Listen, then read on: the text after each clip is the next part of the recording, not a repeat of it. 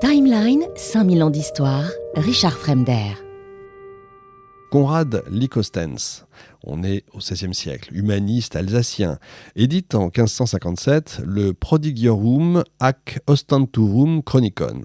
C'est un ouvrage qui énumère les événements prodigieux qui seraient apparus depuis 3959 avant Jésus-Christ jusqu'à 1557 après. Pourquoi 3959 ? Vous savez que Grégoire de Tours, entre autres, avait donné une date pour la création de la Terre et de l'univers. Donc voilà, ils avaient réussi à compter comme ça. Il a compilé les récits de nombreux anciens auteurs antiques et médiévaux, et c'est quand même un témoignage assez riche sur les interprétations des phénomènes naturels et sur les croyances et les superstitions, que vous pouvez évidemment regarder aujourd'hui. Et si vous tombez dessus, vous ferez attention. Des analyses soulignent quand même des inexactitudes historiques, des événements imaginaires, des exagérations aussi et des images répétitives. Par exemple, vous avez une gravure qui représente un prisme de feu volant dans le ciel qui est copié une demi-douzaine de fois dans l'ouvrage pour illustrer des événements différents. Plus généralement, on pense aussi que l'auteur a aussi embelli des phénomènes naturels avec des ajouts fantastiques pour frapper l'imagination.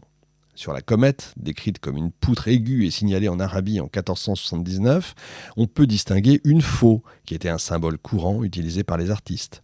Les points, eux, pourraient symboliser des alliances militaires et non pas des hublots. Donc quand même attention à différencier les choses et à ne pas prendre des vessies pour des lanternes. Alors il y a aussi des documents du IXe siècle qui suggèrent que les vaisseaux aériens et leurs occupants se faisaient connaître aux hommes et aux femmes, comme ils le firent au temps de l'Ancien Testament. Aujourd'hui encore, certains prétendent que les anges de la Bible étaient des visiteurs extraterrestres. Écoutez ça. Agobard, archevêque de Lyon, a condamné sévèrement en l'an 840 ces superstitions populaires dans son manuscrit latin Liber contra insulum vulgi opinionem. Ce manuscrit, comme par hasard, était également antisémite. Cette même année, 3 hommes et une femme descendirent d'un de ces vaisseaux aériens. La cité entière s'éleva contre eux et ils furent accusés d'être des magiciens envoyés par Grimaldus, le duc de Bénévent, ennemi de Charlemagne, pour détruire les récoltes françaises. Les malheureux se sont défendus en affirmant qu'ils avaient été emportés peu avant par des êtres extraordinaires qui leur avaient montré des merveilles dont ils n'avaient jamais entendu parler auparavant. Ils prétendaient également qu'ils voulaient faire part de leurs récits aux autres. Mais leurs paroles n'ont pas été entendues, la populace les lyncha, leurs corps furent attachés sur des planches et jetés dans le Rhône. Bon, est-ce qu'il s'agit de contacter, on appelle ça des contactés, ceux qui ont eu un contact tel qu'on les connaît aujourd'hui dans certains témoignages? Évidemment, c'est possible. L'année 840, évidemment, c'est trop éloigné pour qu'on puisse opérer des vérifications, mais on peut que constater qu'il s'agit là quand même de manifestations, on va dire, typique du phénomène ovni, qui ressemble trait pour trait à ce qu'on peut lire aujourd'hui. Et à cette époque, on avait une croyance curieuse qui existait. Il y aurait eu un lien entre les magiciens, les faiseurs de miracles et ceux qu'on appellerait aujourd'hui les extraterrestres. Ce qui va entraîner beaucoup d'amendes, comme on dit, de persécutions sous le règne de Charlemagne et de Louis le Débonnaire. Ces éléments sont précisés dans le premier chapitre des capitulaires de ces 2 souverains. Charlemagne, justement, son biographe, Eginhard, rapporte qu'en l'an 810, une boule de feu tomba du ciel alors que l'empereur était serein.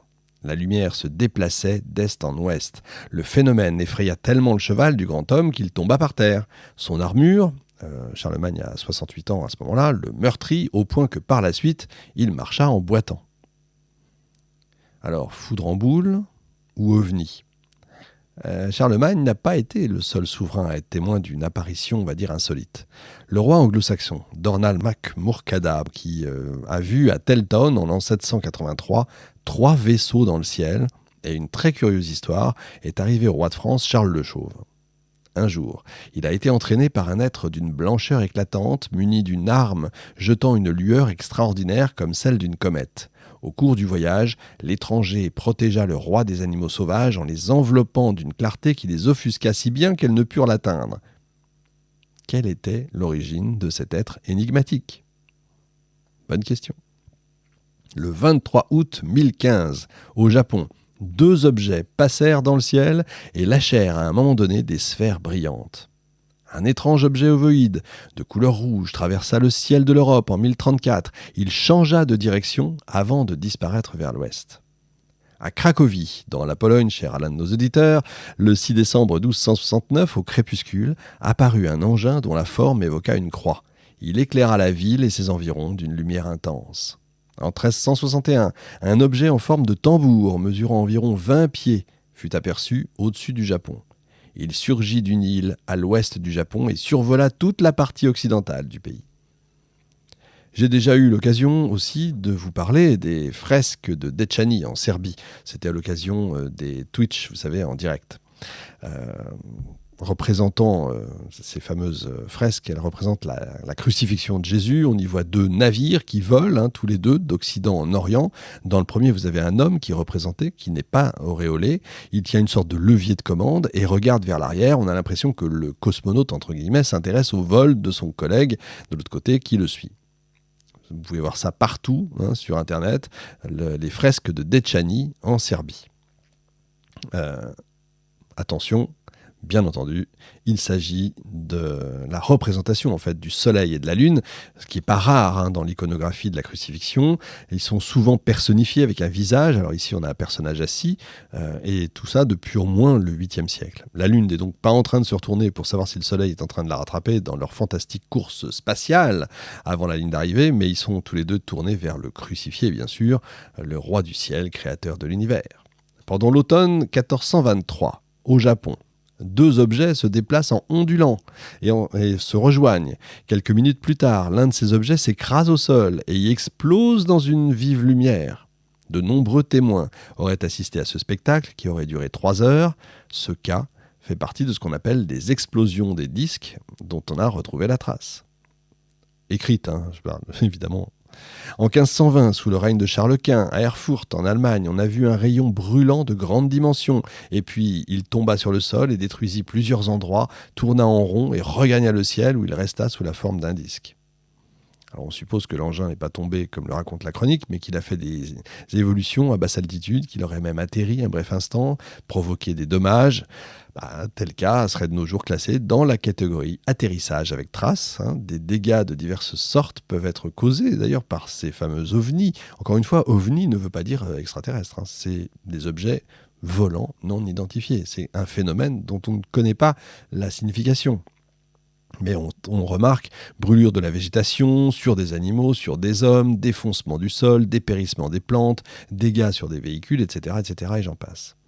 Le 20 avril 1535, au-dessus de Stockholm, en Suède, 5 soleils, 5 disques si vous préférez, apparurent. Cette observation s'est déroulée pendant une époque agitée et l'homme politique et mathématicien Olaus Petri a fait exécuter un tableau représentant l'événement par Urban le peintre, qui est entré plus tard au service du roi Gustav Vasa.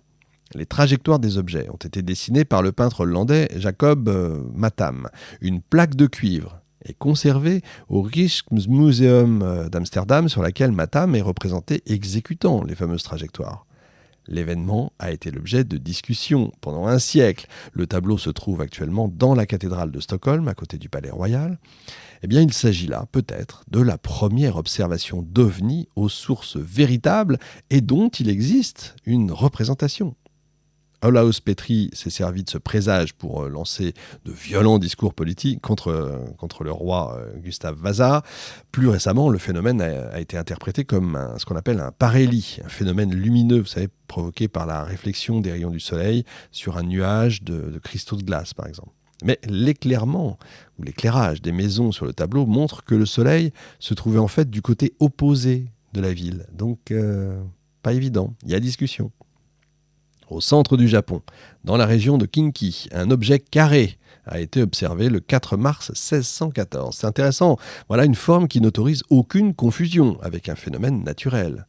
Le genre d'allusion à des météores carrés ou triangulaires est une chose en fait tout à fait classique dans la littérature astronomique. À notre époque, on ne peut que nous orienter vers une explication ufologique de ce phénomène. Timeline, 5000 ans d'histoire, Richard Fremder.